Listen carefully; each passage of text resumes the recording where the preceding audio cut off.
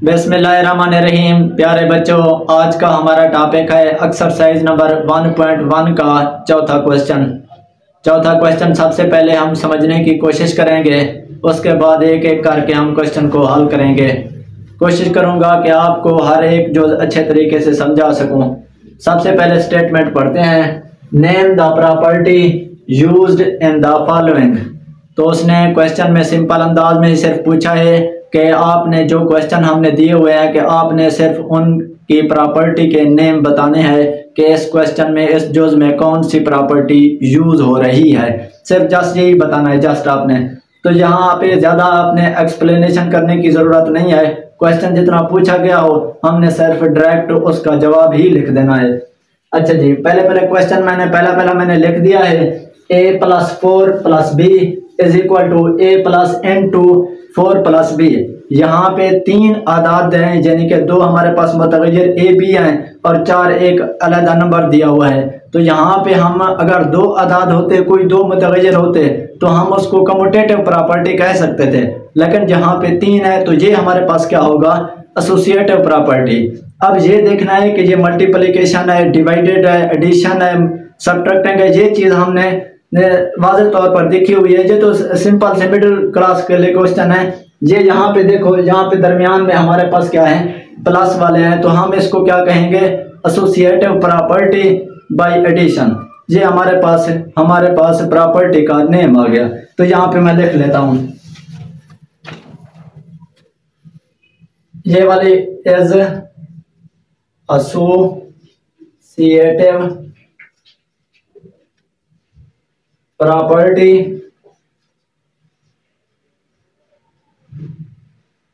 Of addition. तो ये property हमारे पास क्या हो जाएगी, एसोसिएटिव प्रॉपर्टी। अगर यहाँ पे जस्ट सिर्फ ये 2 होते तो मैं कह सकता था कि ये कम्यूटेटिव प्रॉपर्टी है, लेकिन जहाँ पे 3 है तो ये 3 वाला जो है ना, हम उनको कहेंगे एसोसिएटिव प्रॉपर्टी। नेक्स्ट क्वेश्चन कोशिश करता हूँ आपको समझाने की। अच्छा जी, दूसरा जो है ना हमारे पास, वो है 2 का जज़र प्लस 3 का जज़र इज इक्वल टू 3 का जज़र प्लस 2 का जज़र। ये है बच्चे हमारे पास क्वेश्चन, 2 का जज़र प्लस 3 का जज़र इज इक्वल टू 3 का जज़र प्लस 2 का जज़र।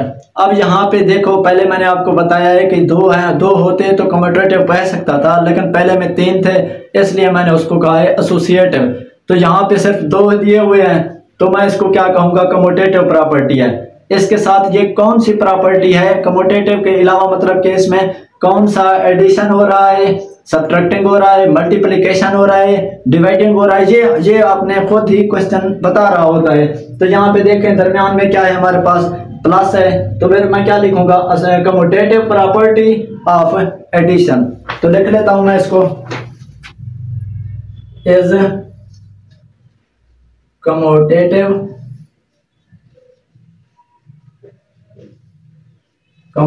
Property of addition.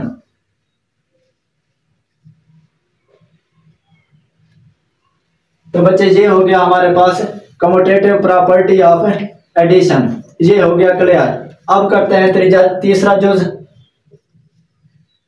जुज है बच्चे, x minus x is equal to 0।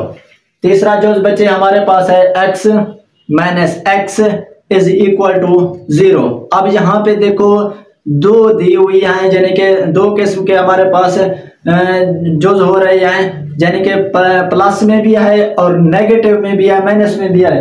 पहला देखो प्लस x है, दूसरा देखो माइनस x है। अब यहाँ पे देखो ये एक दूसरे के यानी कि उलट हैं, पहला प्लस दूसरा इनवर्स। ये अब इन दोनों को कैंसिल करें तो जवाब 0 बचता है। मतलब ये क्या है, ये हमारे पास क्या है, इनवर्स प्रॉपर्टी है। तो यहाँ पे मैं लिख लेता हूं बच्चे इसको, इज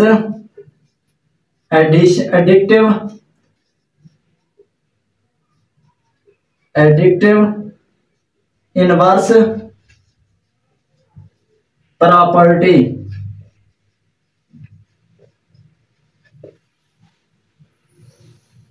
तो ये बच्चे अब यहाँ पे प्लस था, ये माइनस था, हमारे पास एडिटिव इनवर्स प्रॉपर्टी ये वाला हो गया। क्योंकि ये एक दूसरे के उलट हैं तो इसलिए मैंने इसको इनवर्स लिख दिया। पहले हमारे पास प्लस वाला था इसलिए मैंने इसको एडिटिव लिख दिया। डायरेक्ट मैं आपको समझाने की कोशिश कर रहा हूँ, अगर फिर भी समझ नहीं आती तो आप एग्जाम्पल से तफसीलन आप समझ सकते हैं। अच्छा जी, नंबर चौथा जो मैं लिख रहा हूँ,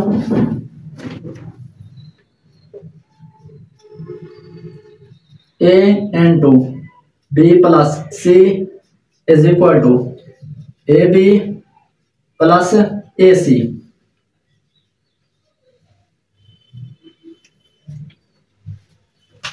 अच्छा जी, यहाँ पे क्वेश्चन, यहाँ पे पहले तो था हमारे पास प्लस में, दूसरा भी क्वेश्चन भी था हमारे पास प्लस में, तीसरा थोड़ा सा डिफरेंट था, वो इनवर्स है एक दूसरे के।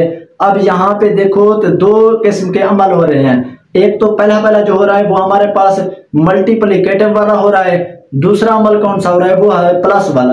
अब यहाँ पे पहले चीज समझने की कोशिश करते हैं। यहाँ पे है पहले 3, तो यहाँ पे 3 है, इसको हम कहेंगे एसोसिएटिव। लेकिन एसोसिएटिव के बाद एसोसिएटिव होता जब यहाँ पे प्लस होते, हमारे पास प्लस होते तो मैं एसोसिएटिव प्रॉपर्टी ऑफ एडिशन लिख लेता।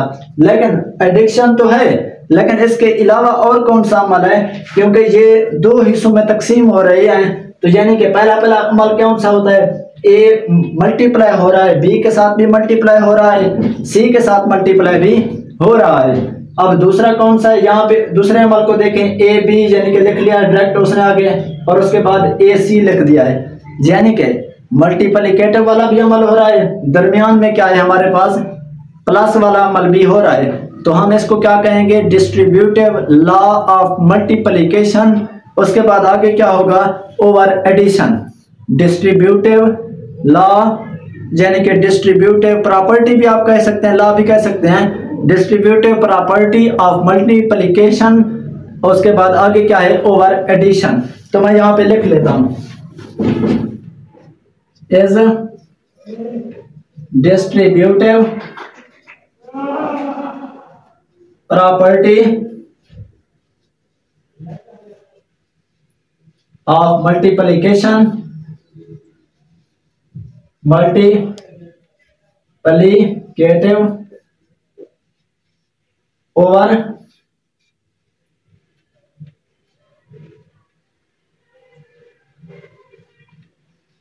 Over addition. तो यहां पे अब ये हो गया हमारे पास distributive property of multiplicative over addition, यानी कि पहला हमारा प्रोसेस जो होगा वो मल्टीप्लिकेटिव वाला होगा, उसके ऊपर जो है ना वो हमारे पास प्लस में होगा। यानी कि मैंने उसको दोनों हिस्सों में मैंने तकसीम करके अलग-अलग करके बता दिया। पहला हमारे पास डिस्ट्रीब्यूटिव है, उसके बाद डिस्ट्रीब्यूटिव कौन सा है, वो भी ज़र्ब वाला मल्टीप्लिकेटिव वाला, ओवर हमारे पास एडिशन है। उम्मीद है बच्चे ये वाला समझ आ गया होगा आपको। अब आते हैं चौथे जुज पे। सॉरी, चौथा तो हमारे पास हो गया, अब मैं लिख लेता हूं पांचवा जुज। पांचवा है हमारे पास 16 + 0 = 16। बच्चे अब यहां पे देखो, ये वाला था हमारे पास x + x - x = 0। तो यहाँ पे मैंने लिखा था एडिटिव इनवर्स प्रॉपर्टी। इनवर्स क्यों लिखा था, क्योंकि ये प्लस में ये माइनस में था, एक दूसरे को कैंसिल कर रहे थे। तो फिर मैंने क्या लिखा था, दोनों वाले जो है ना एक दूसरे को कैंसिल कर रहे थे, जवाब आंसर इनका 0 होता है, इसलिए मैंने यहाँ पे एडिटिव इनवर्स लिखा था। लेकिन अब यहाँ पे 16 है, 16 के बाद कोई नंबर नहीं है, जहां पे उसने प्लस दे दिया है। प्लस का क्या मतलब है बच्चे, 0 किसी भी अदद के साथ प्लस हो जाए ना उसका आंसर सेम ही रहता है। जो उसका मिसाल के तौर पर 5000 + 0 36 + 0 2 + 0 आंसर वही 2 आएगा, 36 आएगा। मतलब बात कहने का ये है, 0 किसी भी अदद के साथ प्लस हो तो उस अदद पर कोई फर्क नहीं पड़ता। तो मतलब क्या है, वो खुद ही अपना ही नंबर आएगा, मतलब कि अपनी शनाख्त वाला ही नंबर आएगा। 16 प्लस 0 इज इक्वल टू 16। मतलब क्या है, 16 खुद एक आइडेंटिटी यहाँ पे शो कर रहा है। तो पहले दरमियान में हमारे पास क्या है, प्लस है, तो फिर मैं इधर क्या लिखूंगा, एडिक्टिव, उसके बाद identity property is addictive identity property, ये वाला इसकी जो है ना प्रॉपर्टी का मैं नेम लिख लेता हूं, is addictive sorry identity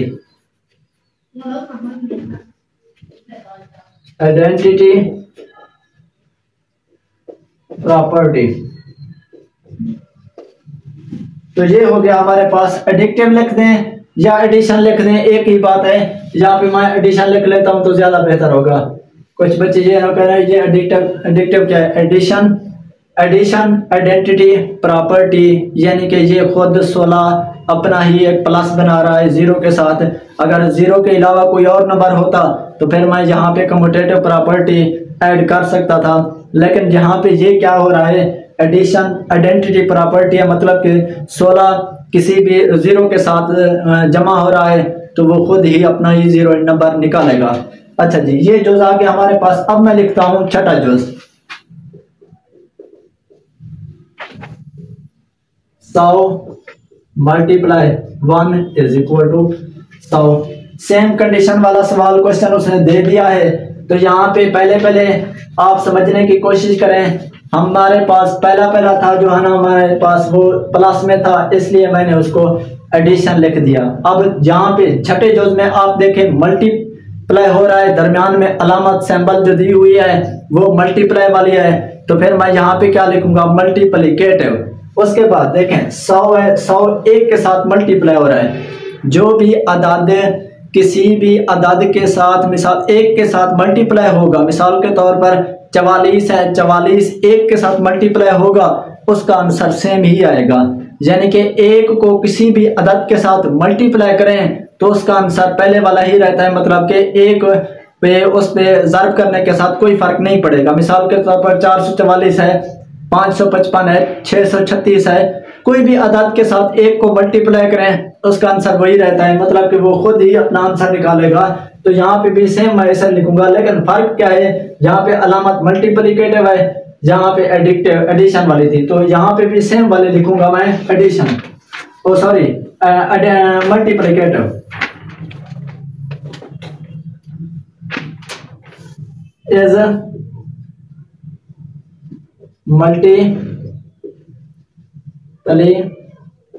is multiplicative identity property.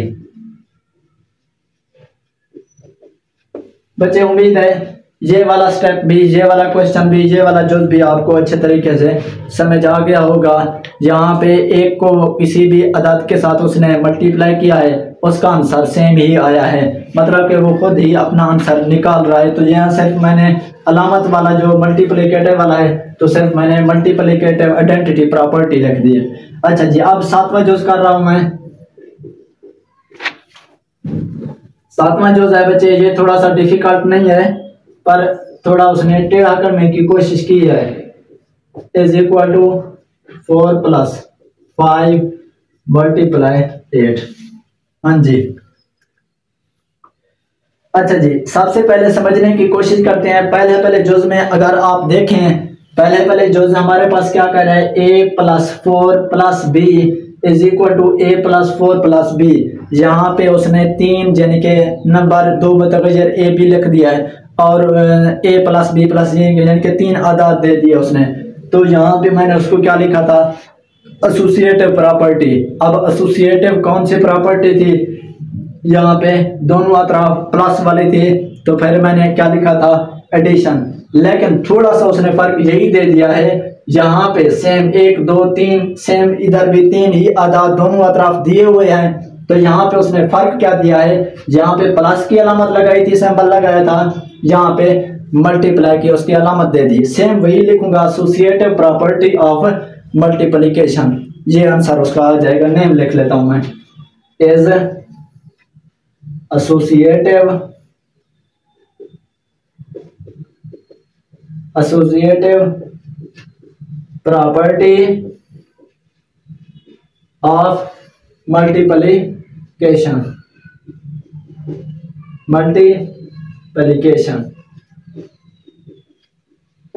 ये बच्चे प्रॉपर्टी आ गई।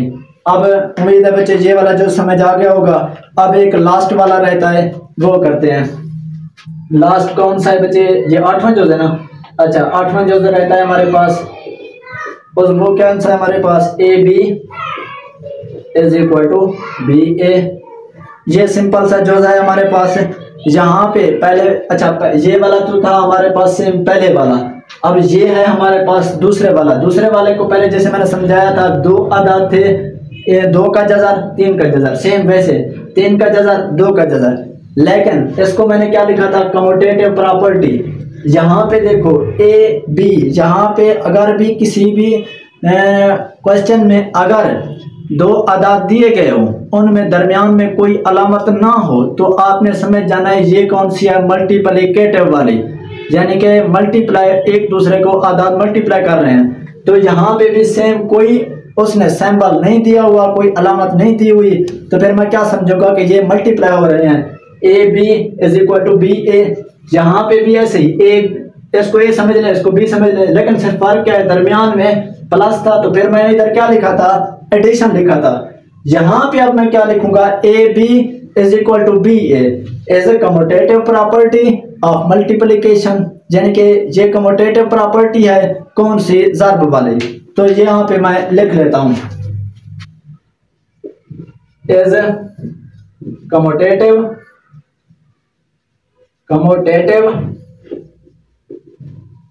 प्रॉपर्टी ऑफ, मैं कौन सी है? मल्टीप्लिकेशन वाली है। तो यहाँ पे कम्यूटेटिव प्रॉपर्टी ऑफ ठीक है, मैं स्पेलिंग मल्टीप्लिकेशन। ये बच्चे उम्मीद है ये वाला जुज़ भी आपको क्लियर समझ आ गया होगा। तो ये थे बच्चे टोटल 8 जुज़ क्वेश्चन नंबर 4 के।